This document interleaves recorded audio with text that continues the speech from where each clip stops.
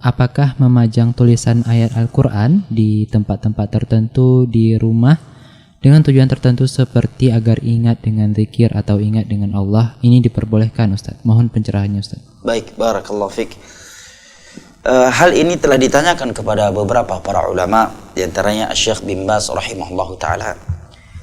Mereka menjawab boleh dengan beberapa ketentuan. Yang pertama, dijamin ayat-ayat Al-Quran yang digantung di dinding tersebut selamat dari unsur-unsur yang menghinakannya seperti debu, kotoran, ya, terjaga ya.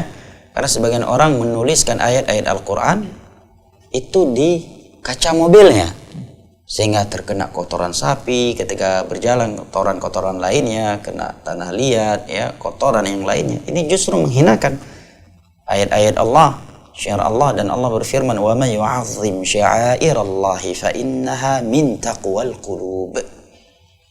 Dan barang siapa yang mengagungkan syiar-syiar Allah, maka itu bagian dari ketakwaan hati. Yang kedua, kalau dia menempelnya untuk mengingatkan dirinya dalam menghafal, ya, membacanya, maka tidak mengapakan. Ayat-ayat Al-Quran adalah firman Allah Jalla wa'ala. Dia bukan jimat, ya, bukan jimat, ya, berbeda dengan ucapan manusia, ya.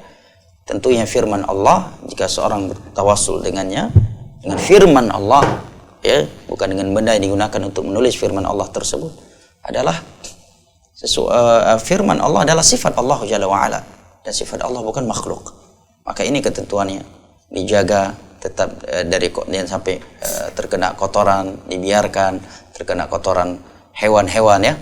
Nah, wallahu taala alam bisawab. Adapun menggantungkannya dengan tujuan agar nggak masuk syaitan, agar berkah, maka ini lebih baik tidak dilakukan dan dijauhi tujuan yang seperti ini, karena Al-Quran tidak diturunkan untuk itu.